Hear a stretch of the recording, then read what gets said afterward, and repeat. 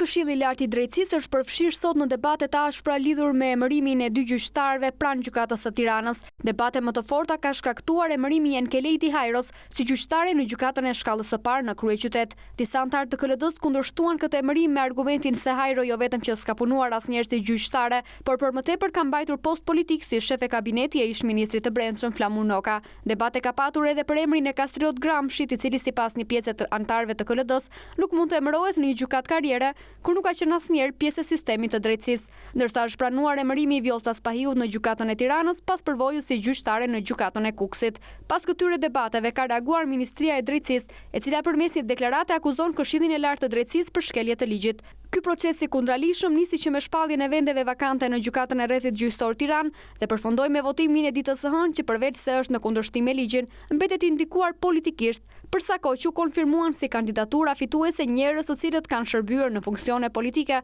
thuhet në reagimin e Ministrisë së Drejtësisë. Sipas ministrisë, vendimi dëshmon paaftësi dhe ineficiencë të Këshillit të Lartë të Drejtësisë.